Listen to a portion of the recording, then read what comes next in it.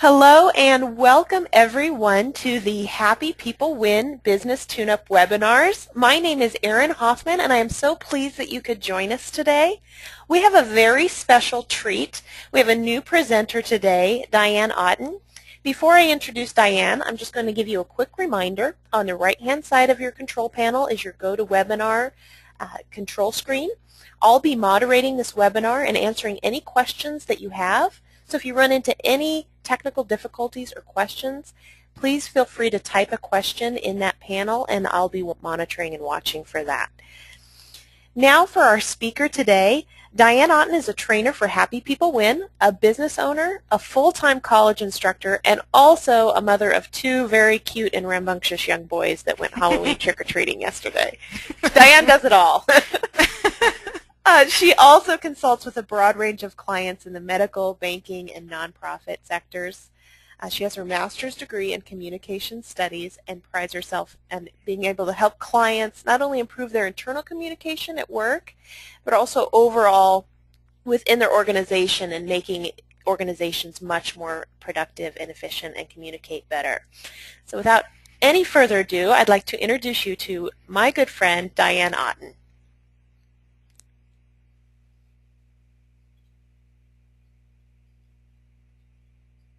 Hi. I appreciate you coming in a little early this morning and spending some time with me. This is actually one of my favorite topics to discuss, which is the creating a solid first impression, because I think really there's a lot to consider with this that most people don't realize. So today we're going to have a lot of fun really looking at some of these areas. In fact, if you think about it, we meet new people every day. I have actually gotten clients standing in line at Starbucks, just chit-chatting with people in line behind me and talking about what I do for a living and what they do for a living. And so there's so many opportunities in our daily lives to connect with people, whether it's at our child's soccer game or at Starbucks or these client calls that we go on. But we meet new people every day and we have all these moments to make a really impressive first impression. Just a fun little story to start with. I actually went to a training recently on using Facebook and social networking to improve your business. And there was a woman who was there who brought her cell phone, and she had laid her cell phone on the table. And the program had started. About a minute in, her cell phone started vibrating on the table. And she picked it up, and I thought, ooh, kind of a faux pas. She dealt with it. I saw her text whoever had texted her back. And then she put the phone back down. And I thought for sure she had turned that phone off. What ended up happening was over the course of this 2-hour training, she was picking up her cell phone about every 5 to 10 minutes after it had buzzed and rattled on the table and was really causing a scene in this training. There were about 30 of us around this conference table.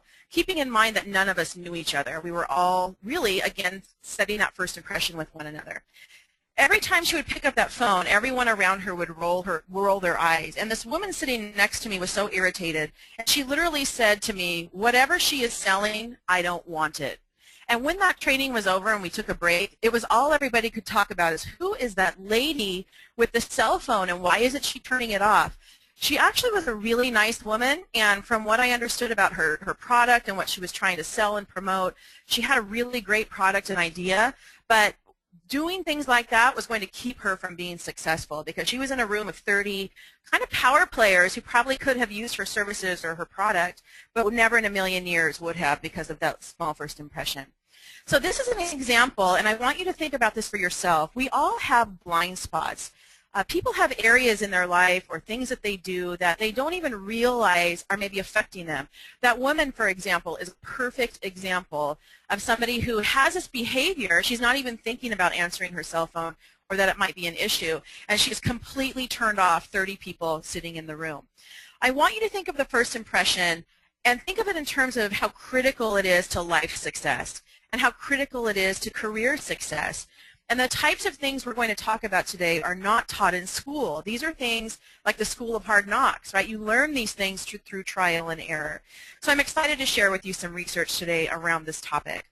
Jean and I actually have a friend, a mutual friend, who we were talking about doing these webinars and some trainings.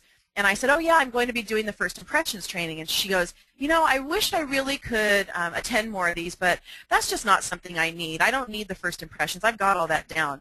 And Jean and I just looked at each other, and later we're talking about it, because this woman actually needed the training more than anyone we knew. She had a lot of behaviors that were blind spots for her that she had no idea were turnoffs to clients. So our goal today is to really hold that mirror up to yourself and take a look at yourself and your own behaviors. It's very easy, and I hear this a lot when I do these trainings, it's very easy to say, ooh, someone in my office totally does that. She or he needs to stop. When really today is about taking a look at yourself and the behaviors that you engage in that might affect your first impression in a negative way.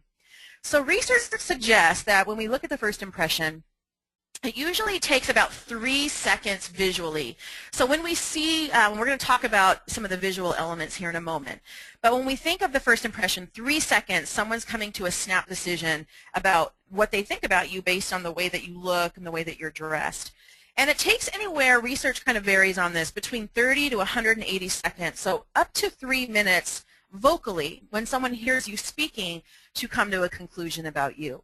So there's these two different elements, the visual and the vocal, that do very severely affect the way that people perceive you.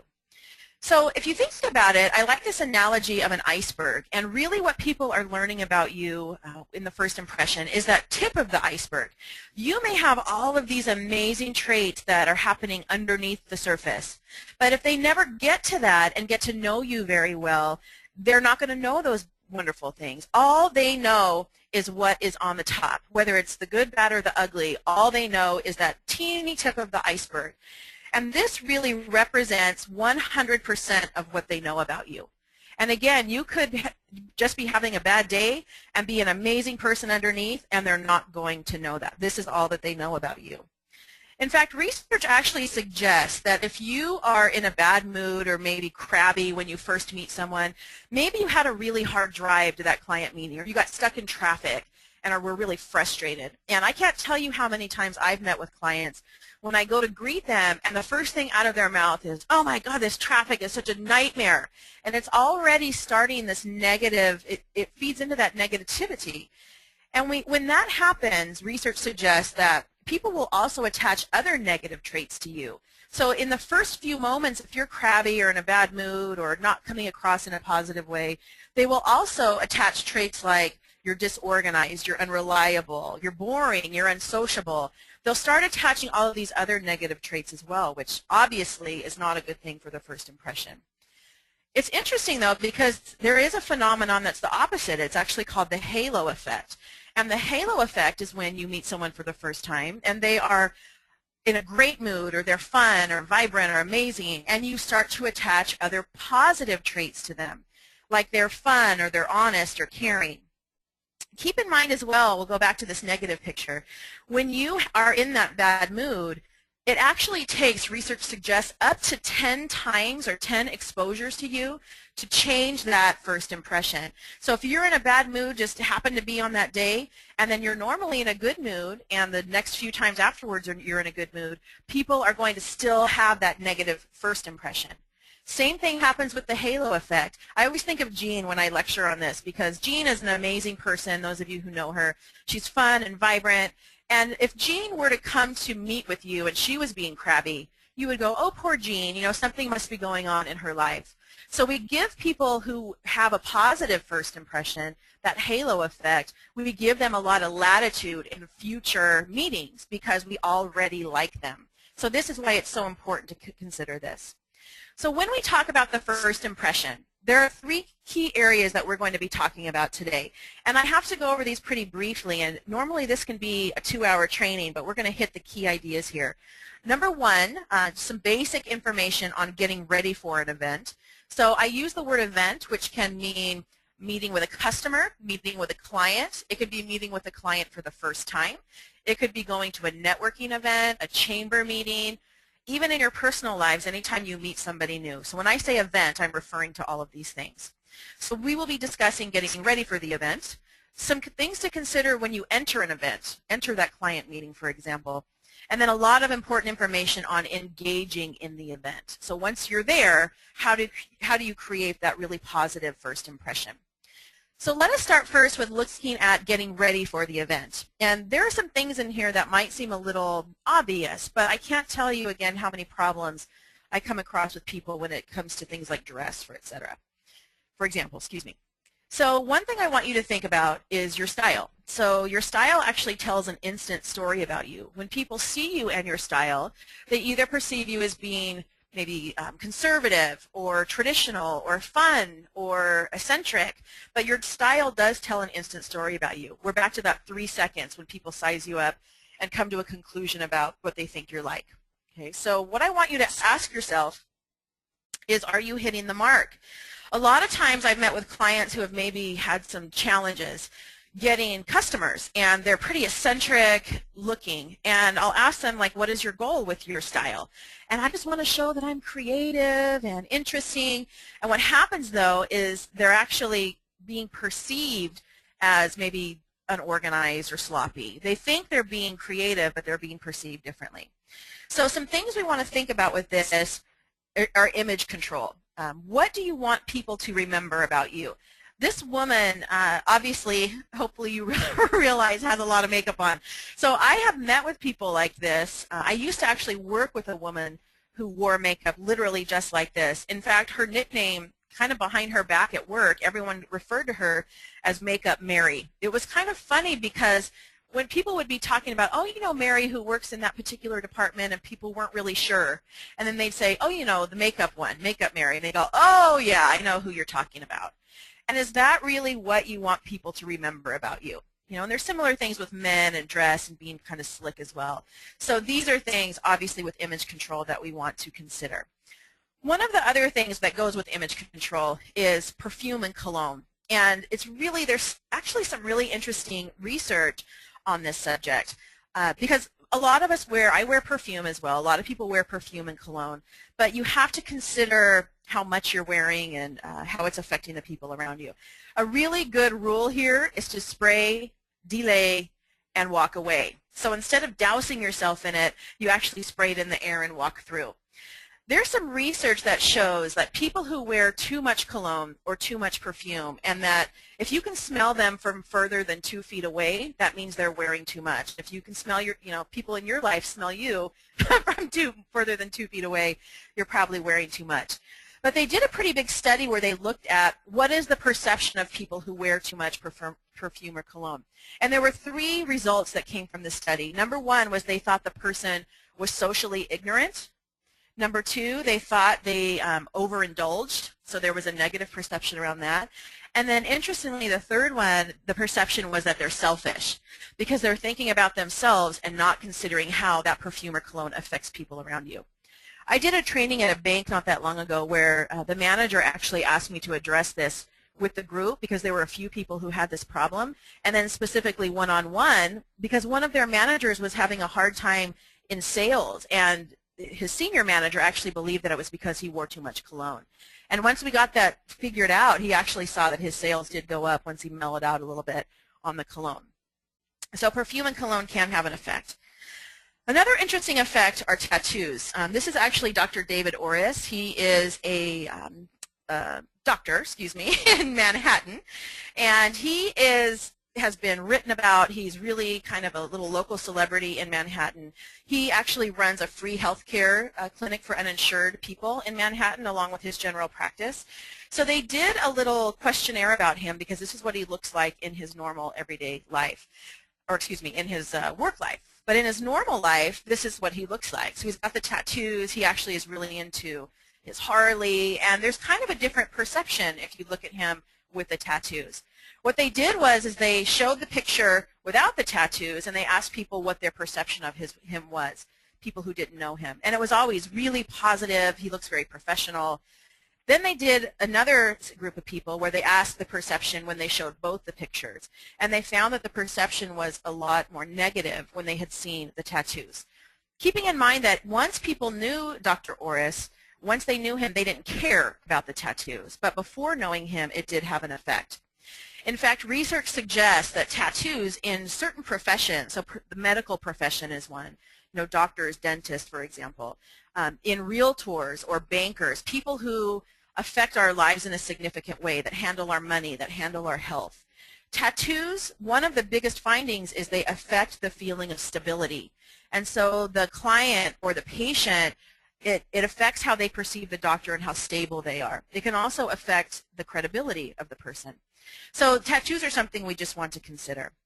I actually wore, this is me at school at the college one day, I wore some tattoo sleeves one time to do a little study, and I found the reactions of people that didn't know me. The teachers were not saying hello to me when I said hello back, the ones who didn't know me.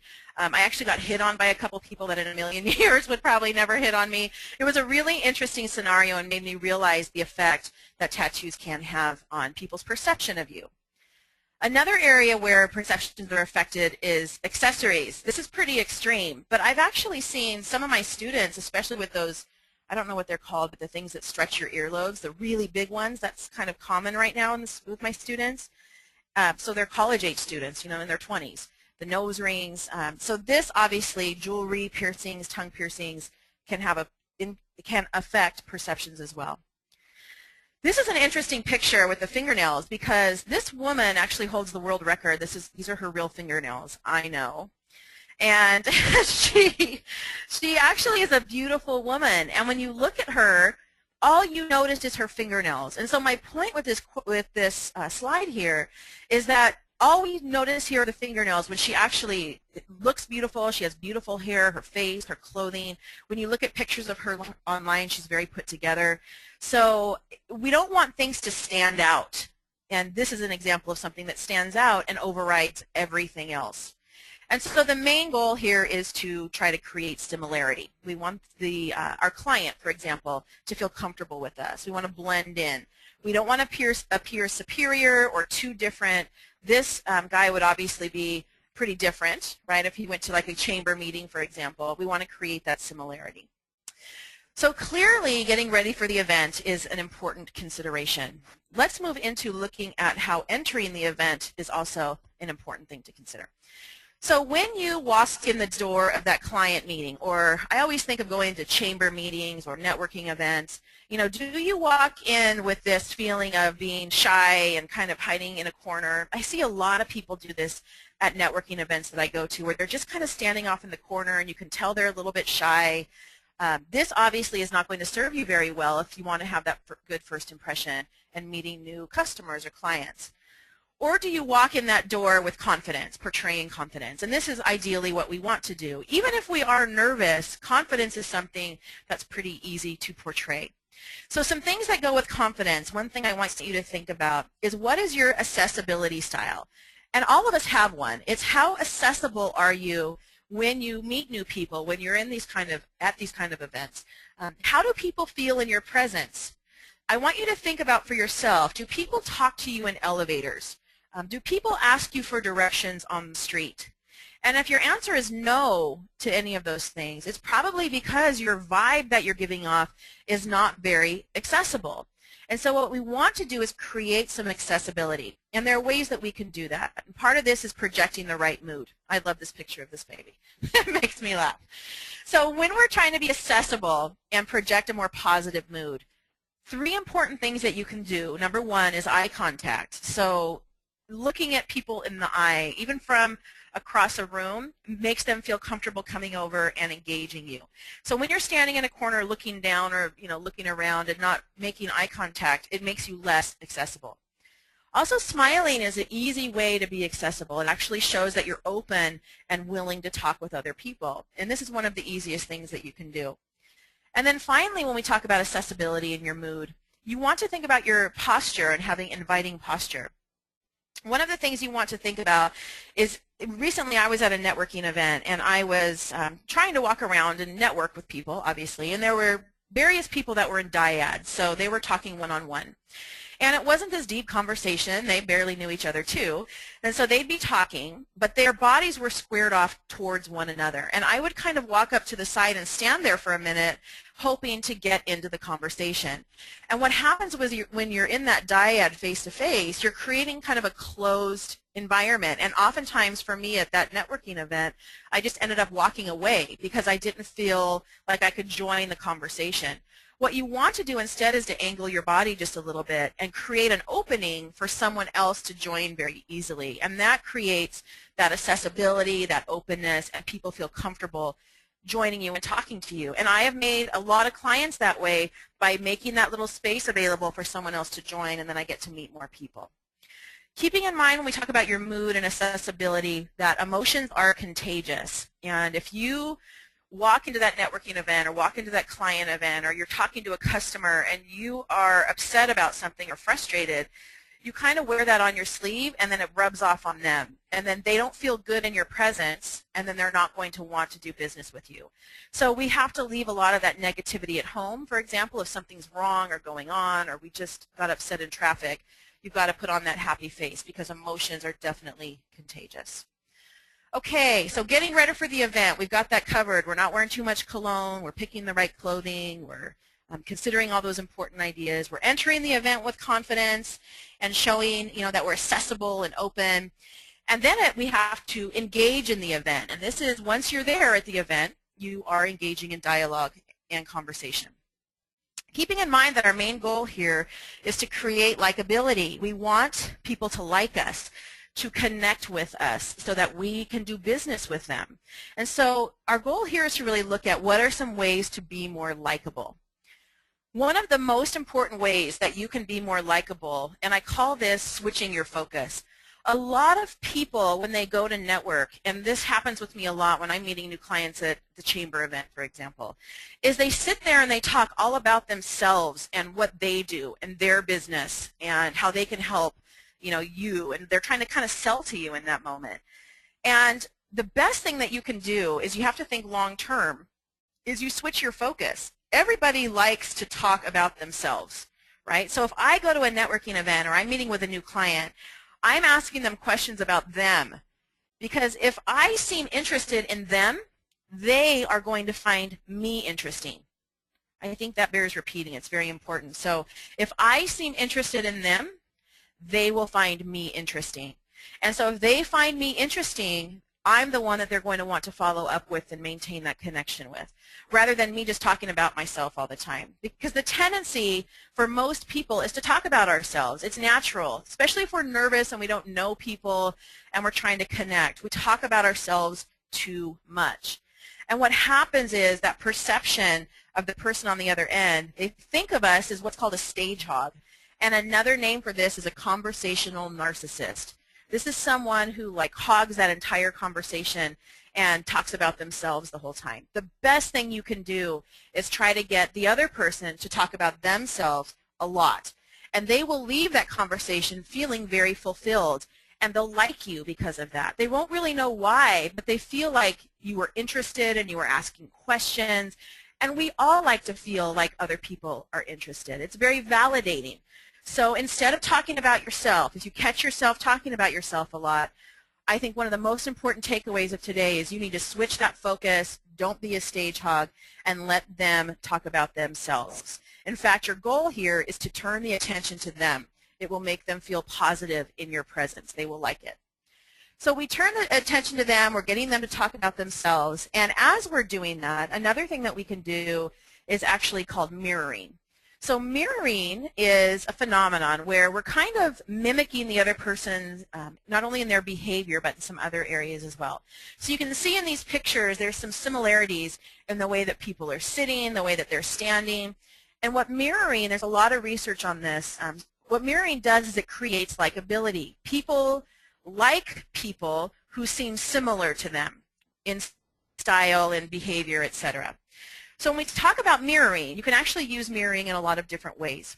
We can use it in our body language. So those examples I just showed you of kind of sitting in a similar way. If someone is sitting, kind of relaxed and leaning back, you don't want to sit all prim and proper with your hands in your lap and your leg crossed. It's just going to create a disconnect. What you're trying to do is build rapport.